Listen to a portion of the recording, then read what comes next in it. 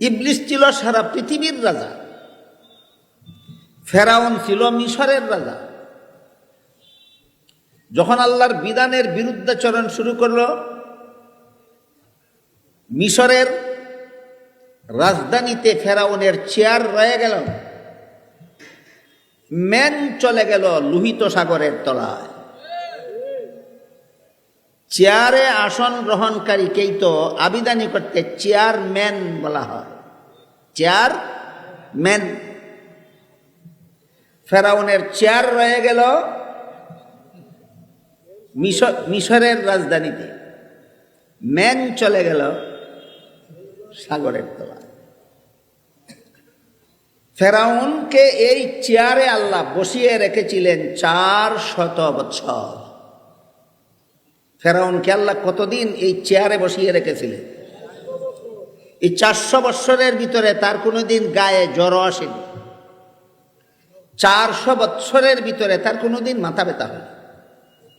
400 বৎসরের ভিতরে তার কোনোদিন সর্দিও হয়নি।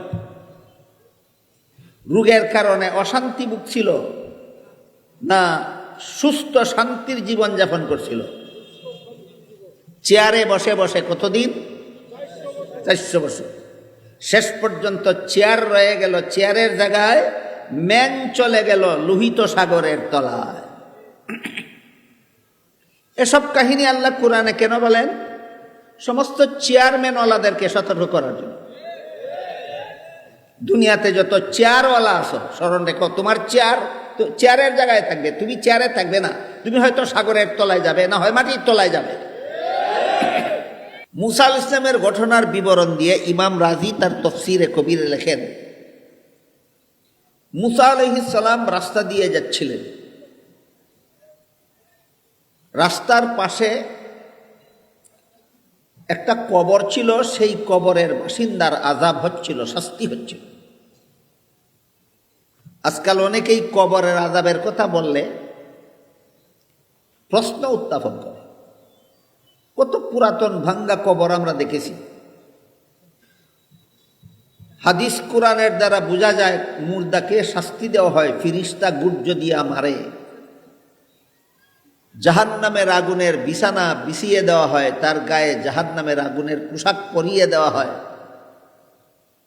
ভয়ঙ্কর বিষাক্ত সাপ তাকে কামড়াতে দেখে। কোনোদিন কোনো কবরে দেখলাম না তো, এগুলি না দেখে কেমন করে বিশ্বাস করি? এই ধরনের প্রশ্ন আজকাল, ওই যে কইলাম আল্লাহর নাম ছাড়া কিছু পড়া, কিছু যথেষ্ট বেশিরভাগ মানুষ আজকাল পড়ে। যারা আল্লাহর নাম ছাড়া পড়া পড়ে, এরা কোরআন হাদিসের বর্ণিত এ সমস্ত কথা যখন বলা হয়, এর বিরুদ্ধে বাস্তবতার দোহাই দিয়ে কিছু আপত্তি উত্থাপন করে।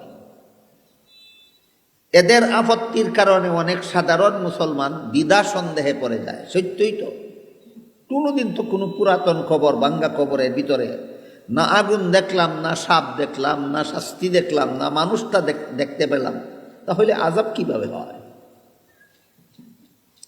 আল্লাহ পাক রব্বুল আলামিন আগের থেকেই জানতেন যে আখিরি জমানায় আধুনিক শিক্ষার নামে কিছু মুসলমান শিক্ষিত হবে।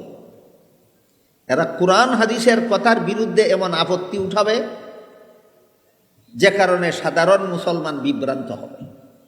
আল্লাহর জানা ছিল না বিষয়টা? কি বলেন? যেহেতু আল্লাহ আগের থেকেই জানতেন, এই জন্য এর দাঁত ভাঙ্গা জবাব মানুষের বাস্তব জীবনে আল্লাহ দিয়ে রেখেছেন। দাঁত ভাঙ্গা জবাব কেমন? আল্লাহ পাক রব্বুল আলামিন এক আয়াতে বলেন, ইয ক্বালা ইউসুফু লিআবিহি ইয়া আবাতি ইন্নী রাআইতু আহাদা আশারা কাওকাবান ওয়াশ-শামসা ওয়াল কামারা রাআইতুহুম লি সাজিদিন। স্মরণ করো সেই দিনকার ঘটনা, যেদিন হযরত ইউসুফ আলাইহিস সালাম তার বাবা ইয়াকুব আলাইহিস সালামকে বলেছিলেন,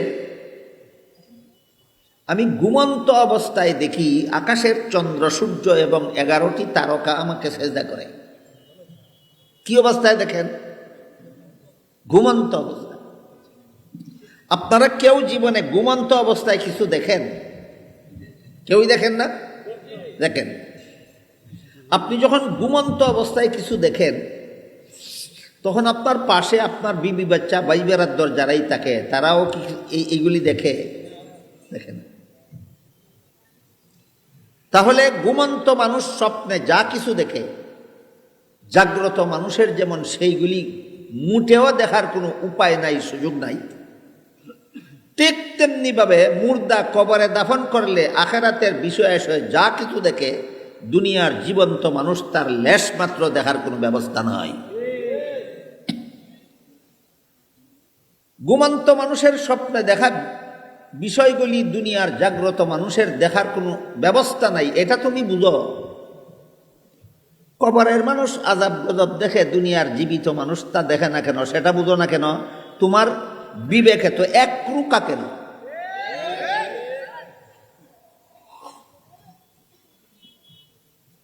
এইভাবে মুহাদ্দিসিনে কেরাম কবরের ঘটনাবলী হাদিসে যত বিবরণ বর্ণিত আছে সবগুলি এই স্বপ্নের উদাহরণের মাধ্যমে বুঝিয়েছে।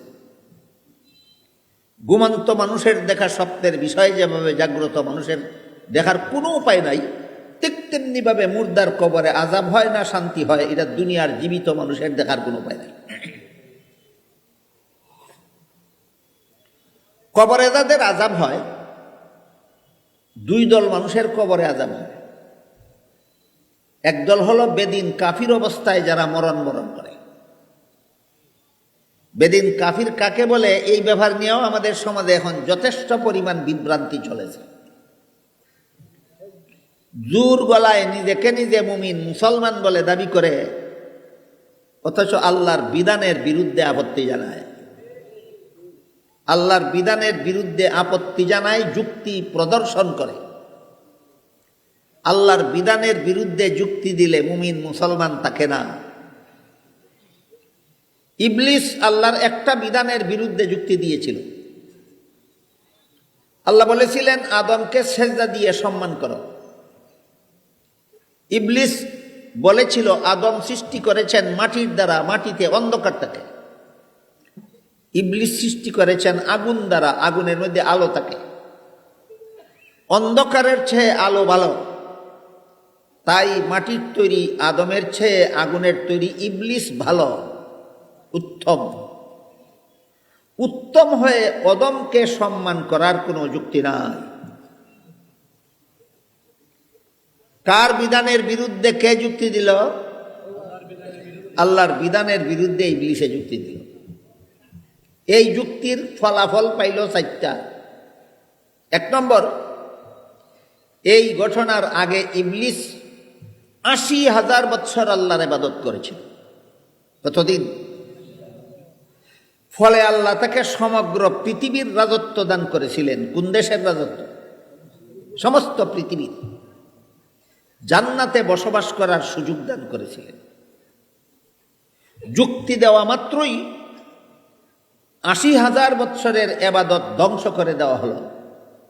পৃথিবীর রাজত্ব তার কাছ থেকে ছিনিয়ে নেওয়া হলো, জান্নাত থেকে বহিষ্কার করে দেওয়া হলো, ভবিষ্যতের জন্য বলে দেওয়া হলো ফা ইন্নাকা রাজিম, তুমি চিরকালের জন্য আল্লাহর রহমত থেকে বঞ্চিত।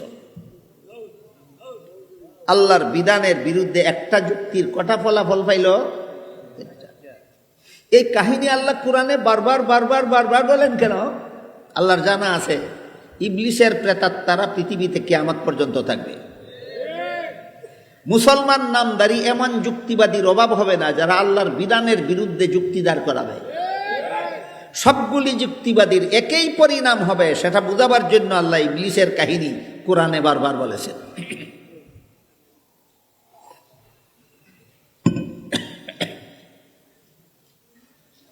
কাজেই হযরত মুসা আলাইহিস সালাম যে কবরের কাছ দিয়ে যাচ্ছিলেন, আমরা দেখি না কেন এর বিরুদ্ধে সন্দেহ পোষণ করা, এর বিরুদ্ধে উত্থাপন করা, যুক্তি প্রদান করা, এগুলি ইবলিসি চক্রান্ত। কেন সাধারণ মানুষকে দেখতে দেওয়া হয় না তার কারণও হাদিসে বর্ণিত আছে। নবীগণকে কেন দেখতে দেওয়া হয় তার কারণও হাদিসে বর্ণিত আছে। হাদিস শরীফে রাসূল করিম সাল্লাল্লাহু আলাইহি ওয়াসাল্লাম বলেন, তোমরা যদি কবরের আযাব দেখতে পারতে তাহলে কবরের আযাবের ভয়ে ভীত সন্ত্রস্ত হয় বনে জঙ্গলে ঘোরাফেরা করতে করতে মারা যেতে, জীবনে আর কোনোদিন সংসারের কাজে ফিরে আসতে না। রাসূল বলেন, তোমরা যদি কবরের আযাব দেখতে পারতে জীবনে কোনোদিন মুর্দাকে কবরে দাফন করার সাহস পেতে না। এইসব কারণে জনসাধারণ মানুষকে কবরের আযাব দেখতে দেওয়া হয়। কিন্তু নবী রাসূলগণকে কবরের আযাব দেখতে দেওয়া হয় যেন তারা দুনিয়ার মানুষকে সতর্ক করতে পারে। নবীদেরকে কবরের আযাব দেখতে দেওয়া হয় দুনিয়ার মানুষকে সতর্ক করার জন্য। সাধারণ মানুষকে দেখতে দেওয়া হয় না, তারা বরদাস্ত করতে পারবে না এই জন্য। এই কবরের আযাব দুই দল মানুষের হয়। এক দল হলো বেদিন কাফির যারা। আজকাল যারা বুঝে না বেদিন কাফির কাকে বলে, আর এক কথায় সুদা উত্তর, যারা আল্লাহর বিধান এর বিরুদ্ধে আপত্তি উঠায় তারাই বেদিন কাফির। আল্লাহর বিধানের বিরুদ্ধে যারা আপত্তি উত্থাপন করে এর বেদিন কাফির। ইবলিস এই রকম কুফুরি করে ইবলিস কাফির হয়েছে। ইবলিস আল্লাহর ইবাদত কম করেনি। ইবলিস ছোটখাটো দেশের রাজা ছিল না। ইবলিস দুনিয়ার কোনো সিংহাসনে বসবাস করত না, জান্নাতে বসবাস করত। কিন্তু আল্লাহর বিধানের বিরুদ্ধে যুক্তি দেওয়ার কারণে আল্লাহ বলেন, ওয়াকানা মিনাল কাফিরিন, কাফিরদের অন্তর্ভুক্ত হয়ে গেল। আমার কথা বুঝে থাকলে একটু দয়া করে বলুন তো, ৮০,০০০ বৎসর ইবাদতকারী কাফিরদের অন্তর্ভুক্ত হলো কেন?